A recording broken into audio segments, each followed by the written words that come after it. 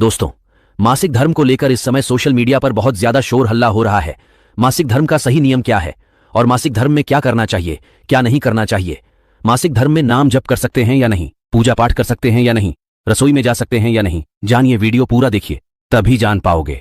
हमने जितने शास्त्र पढ़े उनमें ऐसा हमने कोई विधान आज तक कहीं नहीं पढ़ा कि कोई स्त्री भागवत की सप्ताहिकी अनुष्ठान करे।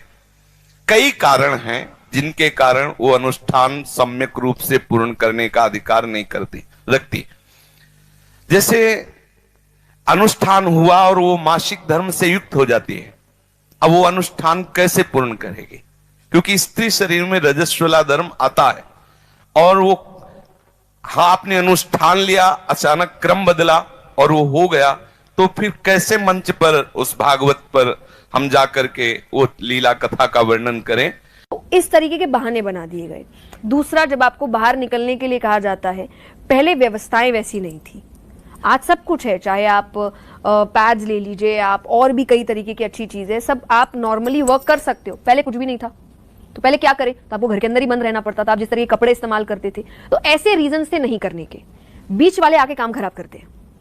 इतना शुरुआत जिसने की उसने एक अच्छे रीजन से की, बीच वाला आके काम बिगाड़ देता है। उसने बिगाड़ दिया ये बोल के अछूत है, ये है, वो है। भाई 9 महीने एक लड़की जब बच्चा पैदा कर रही होती है, वो पीरियड से नहीं होती है, और कहा भी जाता है ना कि बच्चे को खून से सींचा है। 9 महीने उसको पीरियड्स नहीं आ रहे, उस खून का इस्तेमाल तो हो रहा है ना बच्चे को सींचने में। अगर आपको लग रहा है वो खून इम्प्योर है, आप में से जितने हम सब बैठे सब इम्प्योर है, उसी खून से सबको सींचा गया है, इसलिए वो 9 महीने नहीं हुई। बाकी जो लास्ट में बचता है वो नेक्स्ट 40 दिन में निकल जाता है, तो इम्प्योर तो हो ही नहीं सकता। द्रौपदी जी के लिए वो उस वक्त रजस्वला अवस्था में थी जब भगवान आए। भगवान ने टच करने से पहले नहीं सोचा कि रजस्वला अवस्था में है। आप और हम कौन होते हैं सोचने वाले, ये मत करो वो मत करो। तो ये बातें बनाई गई। पहले रीजन अलग थे, सेफ्टी पर्पस था, आराम के लिए था, खान पान का पर्पस था। अब ये सब नहीं है। गांव का एक बच्चा जानता है इस बात को कि जब स्त्री का अपना धर्म हो तो विश्राम करे, पूजा, रसोई, अनुष्ठान इनसे दूर रहे। ये विधान है। अब यहां उदाहरण दिया जाएगा कि द्रौपदी जिस समय रजस्वला थी उस समय भगवान समा गए। अरे ओ, क्या स्थिति थी द्रौपदी की उस समय? उसकी साड़ी उतारी जा रही तो भगवान ये सोचेंगे रजस्वला है, तुम्हारी कौन साड़ी उतार रहा है इस टाइम? उस समय द्रौपदी की जो कंडीशन है, भगवान है वो तुम्हारी तरह मेरी तरह नहीं है।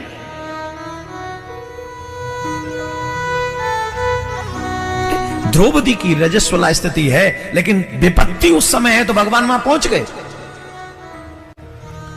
लेकिन द्रौपदी को छोड़ के दोबारा बताओ और कहां गए भगवान फिर इस स्थिति में? बोलो, बताइए हमें, एक उदाहरण दीजिए।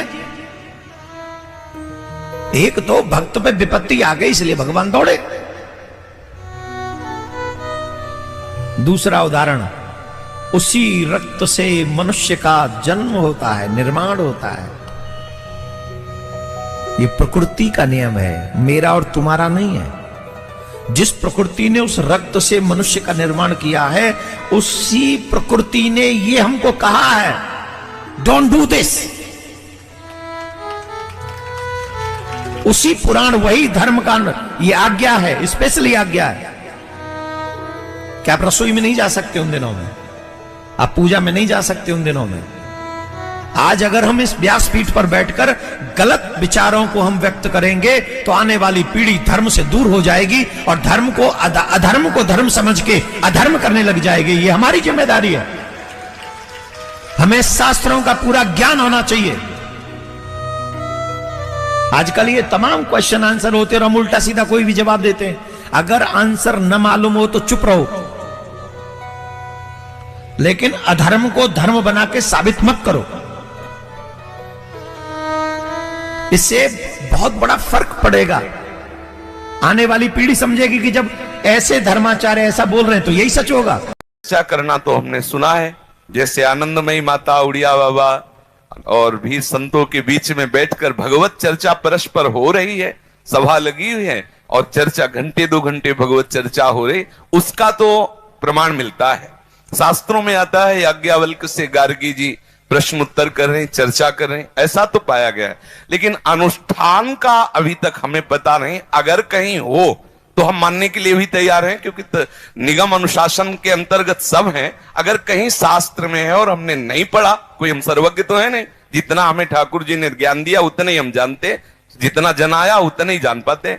अगर कोई ऐसा शास्त्र है जिसे हमने नहीं पढ़ा और उसमें अनुमति दी जाती है, तो अभी तक हमने ऐसा पढ़ा नहीं है और ऐसा हमने कभी गुरुजनों से सुना भी नहीं है। इसलिए मुझे ऐसा लगता है कि माताओं बहनों को भागवत का साप्ताहिक अनुष्ठान नहीं करना चाहिए। चर्चा करने का तो अधिकार है, भगवत लीला गुणानुवाद का अधिकार है। हम जैसे अपने लोग चर्चा कर रहे हैं, ऐसे वो बैठ के चर्चा कर सकते हैं, संत सभा में बैठकर भगवत यश गान कर। लेकिन अनुष्ठान साप्ताहिकी का निषेध है, ऐसा हमने शास्त्रों में कहीं नहीं प्रमाण पाया कि कोई भी स्त्री शरीरधारी मंच पर बैठकर साप्ताहिकी का अनुष्ठान करे। अब उसका परिणाम क्या होता है ये तो सर्वज्ञ भगवान जाने।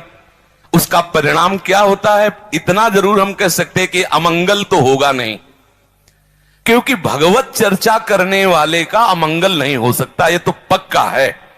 ये बात जरूर है कि वो अनुष्ठान मंच का विधान नहीं हमने पढ़ा है, लेकिन ये जरूर है कि कैसे भी किसी भी तरह से भगवत यश श्रवण या कथन किया जाए उसका अमंगल नहीं हो सकता, ये हम बता रहे हैं। परिणाम क्या होगा ठाकुर जी जाने, क्योंकि वो परिणाम का ठीक निर्णय वही धर्म का कर सकते हैं। अपनी भावना से इतना जानते कि मंगल भवन का यश गाने वाले का कभी अमंगल नहीं हो सकता है। हाँ, ये नहीं करना चाहिए, ऐसा शास्त्र में प्रमाण है कि इन कई कारण हैं ऐसे जिससे वो अनुष्ठान नहीं किया जा सकता। अगर कोई ऐसा हमें प्रमाण दिखा दे तो हमें उसमें कोई परेशानी नहीं। आपने प्रश्न किया, इसलिए शास्त्रीय विधान ऐसा है कि स्त्री साप्ताहिकी भागवत का अनुष्ठान नहीं कर सकती। तात्पर्य मासिक धर्म में, शौच में नहीं। अगर आप लेटरिन गए हैं तो आपको पवित्र होना है, उस समय नाम जप करो राधा वल्लभ श्री हरिवंश। कपड़े पवित्र, शरीर पवित्र, तब। अब जैसे मासिक धर्म में माताएं बहनें कई दिन का होता है तो पवित्र कपड़े आदि पहने हुए हैं, अंदर ही अंदर जप सकती। बाहर कोई माला से या ठाकुर सेवा आदि के लिए 3 दिन तो निषेध ही रहता है। तो अगर आपका तात्पर्य मासिक धर्म से है तो कर सकती हैं, अगर आपका तात्पर्य लेटरिन आदि की अपवित्रता से है तो नहीं कर सकते। उस समय नाम जप करो, 15-20 मिनट नाम जप करते हुए अपना जो दिनचर्या में शौच आदि की पवित्रता है उतने ही वस्त्र पहनो जितने धो सकते हो। बाथरूम में तो ऐसी व्यवस्थाएं होती है कि पर्सनल होता है, आप बंद करके वैसे फिर पवित्र होके फिर वस्त्र धारण करो, बाहर आ जाओ। जब आपका मासिक धर्म आए उस समय भी आप भगवान को स्पर्श नहीं करना, पर भगवान का नाम तो जपते ही रहना है। नाम निरंतर भाव से जपते रहना। मानसिक पूजा भी कर सकते हैं, इनमें दोष नहीं है। मासिक धर्म का कोई नियम बचा नहीं है। आज के जमाने में मासिक धर्म का आजकल कोई नियम नहीं रखता, लेकिन रखना चाहिए क्योंकि ब्रह्म हत्या का पाप है। अब आप हमें ही ये बताओ कि तुलसी तो एक पौधा है ना, तुलसी तो मात्र एक पौधा है, लेकिन अगर उस पर भी छांव पड़ जाए तो उसकी पत्तियां भी मुरझा जाती है। तो आप विचार करो कि ब्रह्म हत्या का पाप एक पौधे पर इतना प्रभावकारी है, तो फिर मनुष्य की बुद्धि को विकृत क्यों नहीं कर सकता। जनेऊधारी जो है उनका तो स्पर्श उस समय में स्त्री का करना ही नहीं चाहिए, और यहाँ तक कि स्त्री को किसी भी चीज का स्पर्श नहीं करना चाहिए। वो 5 दिन की अवस्था जो है उसमें सारा घर का दायित्व जो है वो पुरुष के ऊपर होता है, उसमें स्त्री कोई सहभागी नहीं होती है। क्यों नहीं होती है? क्योंकि वो अशुद्ध अवस्था में होती है। कोई अगर अकेली हो तो वो मजबूरी में सब जगह छूती है, लेकिन कोई तो महाराज मंजूरी में ही छूती है। किसी किसी की मजबूरी होती है, हर किसी की मजबूरी नहीं होती है। जिसके यहाँ करने वाले हैं अगर वो भी अशुद्ध अवस्था में हर जगह छूती है तो उसको पाप का भोग अवश्य भोगना पड़ेगा। कोई नहीं है